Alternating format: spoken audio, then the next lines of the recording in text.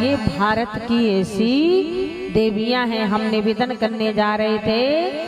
माता सती परीक्षा से 5 नारी, माता सीता इच्छा से, और देवी सूर्पनखा भारत विदेश से पहली बार तो आई थी भारत। पंचवटी सो गई एक बारा, एक बिकल भाई छिपरा नदी के किनारे, यही नासिक में दंडककारी वन में आई थी महाराज। और जो ये भारत विदेशी नारी जो ही राम जी को देखा आकर्षित हो, सोचा कि अगर मैं निशाचरी रूप में जाऊंगी तो सुन रखा था पहले ही कि राम जी ने ताड़का से हाल नहीं पूछा था कि तुम कौन हो, क्या करती हो। बाबा विश्वामित्र बोले राम यही ताड़का है, मार दो। राम जी ने मरने वाले से एक बार उसकी इच्छा भी पूछना चाहिए ना। राम जी ने ऐसा कुछ नहीं पूछा था, सीधा एक ही बार प्राण हर लीना, दीन जान प्रभु निज पद दीना। सूर्पनखा ने कहा कहीं मैं भी इसी ओरिजिनल रूप में गई राक्षसी भेष में तो राम जी महाराज हमारा सीधा टिकट कटा देंगे, इसलिए रोचे रे रो पैधार ब्यूटी पार्लर वाली को बुलाया। सूर्पनखा की देन है जो भारत में ब्यूटी पार्लर खुल गए, प्रमाण है मैथिल जी। भाई ब्यूटी पार्लर वाली को बुला तो लिया, पानी पीना है, पानी पीना है, पी लिया। बोलिए राजा राम, पीना ठीक। बोलिए राजा रामचंद्र भगवान की जय। तो सूर्पनखा ने ब्यूटी पार्लर वाली को बुला तो लिया, बढ़िया मेकअप वेकअप करवा लिया, राम जी के पास गई। और जब नाक कान कट गया तो याद ही नहीं रहा था, छोड़ छाड़ के भाग गई। इसीलिए आज पूरे भारत के कोने कोने में ब्यूटी पार्लर खुले हैं। क्या गजब की रचना है हमारा, है? कितनी काली लड़की क्यों ना हो, उसको भी लीपा पोती करके कितना गोरा बना दिया जाता है? कितने लोगों के साथ धोखा हो रहा है, कई लोगों के साथ हो रहा है। मैंने देखा, पता नहीं वो ऐसा क्या लगा रहता है, अगर वो धोखे से ऐसे अगर हैंकी से ऐसे पोंछ देना तो अलग ही दिखने लगे, इसमें कुछ चिपका हुआ, पता नहीं क्या चिपका दिया जाता है हमारा। अब तो वो वाटर प्रूफ भी चल गया मेकअप, पर याद रखना क्यों, ओरिजिनल ओरिजिनल होता है, नकली नकली होता है। अरे जैसा भगवान ने बना दिया वैसा रहिए ना। तो महाराज हम निवेदन करने जा रहे थे कि सूर्पनखा ने ब्यूटी पार्लर वाली को बनाया, बड़ा सुंदर रोचेरे रूप धार, प्रमाण है। प्रभु पहे जाई और बोली बचन बहुत मुस्काई। और जब राम जी के पास गई तो तुम समय पुरुष बराबरी कर दिया ना, तुम समय पुरुष नमो समय नारी, यह संयोग विधि रचा बिचारी। सरकार आपके समान संसार में पुरुष नहीं है और मेरे समान कोई नारी नहीं है। ब्रह्मा जी ने बढ़िया जोड़ा रचा है, चलो विवाह कर ले, जंगल में मंगल। राम जी बोले दिमाग खराब है? अरे तेरा दिमाग खराब है, दिखाई नहीं दे रहा है। सीता ही चितई कही प्रभु बाता, बगल में सीता विराजित है, यानी हम विवाहिता हैं। सूर्पनखा बोली तो हम कौन कुंवारे, हम भी तो विवाहिता है। सूर्पनखा बोली हम कौन कुंवारे, हम भी विवाहिता, इतना तो हम भी जानते हैं। जब तक विवाह नहीं होता है तब तक कुंवारा, हमने इसलिए पुरुष बोला है, और जब तक विवाह नहीं होता तब तक कुमारी। तुम सम पुरुष, तुम भी विवाहिता, हम भी विवाहिता।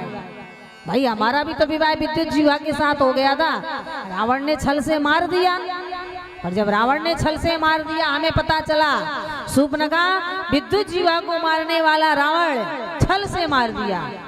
हे राम, हे रघुनंदन, हे अयोध्या के नाथ, मैंने उसी क्षण समुद्र के जल को उठा के संकल्प किया था, रावण जिस तरह तूने मेरे कुल का विनाश किया, छल से विद्युत जीवा का मारा, एक दिन मैं भी तेरे कुल के विनाश का कारण बना। पर हे रघुनंदन, लंका में कोई मेरा सहयोगी नहीं था। कुछ दिन पहले आपने मैसेज लंका में भेजा था, क्या? बोले सकल मुनन के आश्रम जाए जाए सुखदीन, निश्चरहीन करहूं मैं भुज उठाए पनकी। प्रभु इसीलिए हमारा तुम्हारा जोड़ा ब्रह्मा जी ने रचा। क्यों? निशाचरों के विनाश का प्रण आपने भी लिया है और रावण के विनाश का प्रण मैंने लिया है, इसलिए तुम में समय पुरुष है न मौसम नारी और यहाँ संयोग विधि रचा विचारी। पर राम जी ने विवाह नहीं किया, लक्ष्मण जी ने विवाह नहीं किया। आज वो माया की रूपी छल कपट से राम जी को अपना बनाना चाहती थी, अंत में उसने सीता को ही खाना चाहा। राम जी ने कहा लक्ष्मण से, लक्ष्मण इसके नाक कान काट दो। लक्ष्मण जी बोले गला ही ना काट दे। नाक कान में क्या होता है, जब भाई तलवार चलाना ही है तो गला ना काटते। बोले नहीं नहीं नहीं, गला कट जाएगा तो रावण को कौन नुकसाएगा। भाई रामा जिसलिए पूरी रामलीला पड़ी है उसको तो पूरा करना है। आज सूर्पनखा का नाक कान कटा, कहने का भाव सूर्पनखा समीक्षा यानी बराबरी से राम जी को पाना चाहती थी, नहीं पाई। चौथे नंबर में शबरी प्रतीक्षा से, ये वही सबरी मैया है जिसने बाल अवस्था से वृद्ध अवस्था तक राम जी के आने का प्रतीक्षा किया। कभी आपने सुना है? सबरी मैया बाल अवस्था में ही अपना घर परिवार द्वार छोड़ के आ गई थी। बाल अवस्था में क्यों छोड़ आई थी? क्योंकि उसकी माँ कंघी कर रही थी। और जानते हैं सबरी मैया कौन है? पिछले जन्म की अगर इसकी कहानी पढ़ा जाए, पिछले जन्म की ये उज्जैन के ही महाराज की महारानी थी, विक्रमादित्य महाराज की। बड़ी सुंदर थी, बहुत खूबसूरत थी। एक बार उज्जैन में ही महाकुंभ पड़ता ही है, अभी इस साल भी तो है लगता है। हाँ, तो उज्जैन में भी महाकुंभ पड़ा। अब जब महाकुंभ पड़ता है तो देवता भी स्नान करने आते हैं, देवता भी स्नान करने आते हैं। और ये महारानियों की बड़ी बड़ी विडंबना है, बड़ी हमारे ओरछा में भी तो महारानियों का किला बना है, महाराज लोग रहते हैं। हमने तो ये सुना है कि राजपूतों की जो राजपुतानी देवियां माताएं होती है ना, लंबा घूंघट, और यहाँ तक अब के जमाने के नहीं, उस जमाने की बात बता रही हूँ। उस जमाने में अगर किसी महारानी की तबीयत खराब हो जाती थी ना, तो वैद्य जी देखने आते थे, तो वैद्य जी नाड़ी नहीं देखते थे। चुप हटाओ, वैद्य जी नाड़ी नहीं देखते थे, हाथ में धागा बांध करके पर्दे से बाहर वैद्य जी बैठ के धागा से नाड़ी देखते थे। ये मर्यादा, ये मर्यादा थी महाराज। महारानी ने एक दिन उज्जैन के महाराज से कहा, महाराज पूरा संसार महाकुंभ में स्नान करने आ रहा है, अगर आपकी इच्छा हो तो एक दिन हम भी जाके स्नान कर लें, महापुरुषों का, साधुओं का, महात्माओं का दर्शन कर लेंगे। राजा ने स्पष्ट मना कर दिया, महारानी तुम उज्जैन की महारानी हो, और अगर आप इस तरह से गलियों में जाओगी, साधु संतों के बीच में बैठोगी तो लोग क्या कहेंगे। अगर जाना ही है तो हम आपको पालकी मंगाई देते हैं, आगे पीछे महाराज सेना लगाए देते हैं। महारानी ने कहा वो तो फिर दर्शन क्या हुआ, वो तो प्रदर्शन हो गया, लोग मुझे देखेंगे, मैं संतों को देखने जाऊंगी। इससे अच्छा तो महाराज मैं महलों, चार दीवारी में महलों में ही अच्छे हूँ। पर महारानी को अपने शरीर से खिन्न हो गया।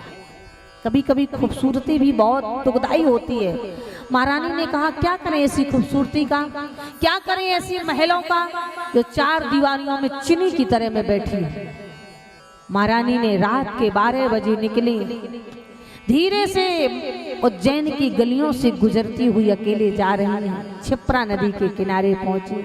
हे माँ, हे सलीला, वैसे तो आत्महत्या करना पाप है, और हे क्षिप्रा, आज मैं अगर आत्महत्या कर रही हूँ तो इसीलिए कर रही हूँ कि मुझे ऐसा राजघराना नहीं चाहिए, सुंदरता नहीं चाहिए, महल कोठी अटारी नहीं चाहिए। हे क्षिप्रा, अगर मैं आज तेरी गोद में सो रही हूँ तो आज मरते वक्त मैं तुमसे एक वरदान मांग रही हूँ, या तो मेरा दोबारा जन्म नहीं देना, और अगर दोबारा जन्म देना तो इतना कुरूप बना देना, इतना गरीब घर में जन्म देना कि संसार मेरी तरफ ना दे।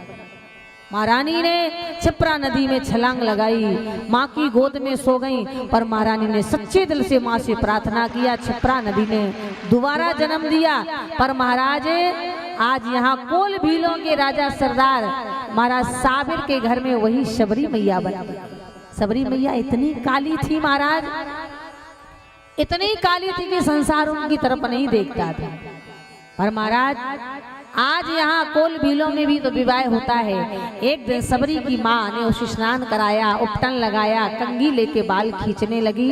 सबरी ने कहा मैया आज तक आपने इतना अच्छा मुझे नहलाया नहीं, इतने अच्छे वस्त्र आभूषण भी नहीं पहनाए, बात क्या है कि आज इतना सच संवार रही है। सबरी मैया की माँ ने कहा बेटा आज तुझे देखने वाले आ रहे हैं, यानी तेरा रिश्ता पक्का होगा, तेरा विवाह होगा, फिर तेरे बच्चे होंगे, बूढ़े होंगे। सबरी ने कहा यही लगा रहेगा, भगवान का कोई नाम ही नहीं ले रहा है। सबरी मैया ने देखा कि सामने कुछ जो पशु हैं, जंगली पशु हैं, वो बंद किए गए हैं। सबरी मैया ने कहा इनको क्यों बंद किया गया है? तब महाराज सबरी की माँ ने कहा सबरी हम लोग हैं भील, और भीलों में जब रिश्ता पक्का होता है तो हम इन पशुओं को काट करके ही उनका मांस खिलाते हैं। सबरी मैया के अंदर एक ज्योति निकली। वाह, दो लोगों को मिलाने के लिए, बांधने के लिए आज कितने परिवारों को बिछो हो जाएगा। मेरा रिश्ता पक्का होगा पर इतने ये बेजान पशु मारे जाएंगे। सबरी ने माँ से हाथ छुटाया, दौड़ी, सारे जानवरों को खोल दिया। जानवर जंगल की ओर भाग रहे हैं, कह रहे हैं सबरी जिस तरह तूने हमें आजाद किया है तू भी आजाद हो जा, छोड़ दे घर द्वार। सबरी दौड़ी और दौड़ते दौड़ते मतंग ऋषि के आश्रम में पहुंची। नारी जाति दिन में नहीं जा सकती थी। सबरी रात दिन में जंगल में छुपी रहती थी, और ज्यों ही रात हो आश्रम की सफाई कर दे, जंगल बुहार दे, जल भर दे, समदा की लकड़ी इकट्ठी कर दे, पुष्प तोड़ के रख दे। सुबह जब मतंग ऋषि सो के जगे, क्या बात है, आश्रम बड़ा साफ है, पुष्प भी डलिया में रखे हैं, फल भी रखे हैं, जल भरा है, समदा की लकड़ी भी रखी है। भाई सेवा दिख रही है, सेवक नहीं दिख रहा है। और आज सेवक तो खूब दिखते हैं पर सेवा नहीं दिखती है। एक दिन मतंग ऋषि ने रात के समय सबरी को पकड़ लिया। कौन? सबरी कांप गई। मैं साबिर की बेटी सबरी क्या कर रही है? घर छोड़ के भाग आई हूँ, मुझे आश्रम में रहना है, साधना करना है, तपस्या करना है।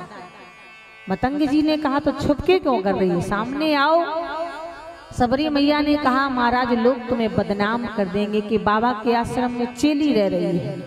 आहा, मतंग ऋषि ने कहा सबरी मेरा नाम मतंग है, और मतंग उसे कहते हैं जो हाथी होता है। हाथी अपनी चाल चलता है, कुत्ते भौंकते रहते हैं। याद रखना सबरी, आज से तुम मेरी बेटी हो, मैं तेरा पिता हूँ। एक बेटी अपने पिता के घर में रहे उसे कोई कलंकित करने वाला नहीं है। सबरी मतंग ऋषि के आश्रम में रहने लगी, भजन पूजन पाठ करने लगी। एक दिन मतंग ऋषि ने उन्हें अपना शरीर छोड़ा। मतंग ऋषि जब परम धाम जाने लगे, सबरी ने पांव पकड़ लिया। गुरुदेव मेरा क्या हो, अब आप तो जा रहे हैं। मतंग ऋषि ने कहा तुम आश्रम में रहो, भजन करो, पाठ करो, जिस लिए तुम आई हो, पर याद रखना सबरी यही आश्रम में रहना। जिस परम परमात्मा जगत नियंता जगदाधार अखंड नायक त्रिलोकीनाथ जगन्नाथ के हमने दर्शन नहीं कर पाए हैं, तुम आश्रम में बैठे बैठे भजन करना। एक दिन वो त्रिलोकीनाथ स्वयं चल के तेरी कुटिया में आएगा, दर्शन देगा। सबरी ने पूछ दिया कब आएंगे? भाई कोई समय भी तो निर्धारित हो, कब आएंगे? मतंग जी ने कहा सबरी अभी तो दशरथ जी का भी जन्म नहीं हुआ है। भाई अभी तो आज महाराज हैं, जब दशरथ जी का जन्म हो, जब 60,000 वर्ष के हो, तब राम जी पैदा हो। पर फिर कहा भी नहीं जाता है भगवान की माया कब जुग पलट गई। बस तुम तो यहीं बैठ के प्रतीक्षा करना माताओं। इतना प्रतीक्षा कोई नहीं कर सकता है। बाल अवस्था से युवा अवस्था निकल गई, बुढ़ापा आ गया, बाल सफेद हो गए, कपोल चिपक गए, दृष्टि कमजोर हो गई, कमर झुक गई। सबरी मैया का रोज का नियम था रास्ता साफ करना, पुष्प बिछाना, जंगल से चक चक के मीठे मीठे बेर लाना, कुटिया के दरवाजे में बैठ जाए, रास्ता निहारे, राम तुम कब आओ। बस एक ही बात कहा करती थी सबरी कि राम तुम कब आओगे। और भगवान को सुबह से शाम तक निहारे यही कहा करती थी कि राम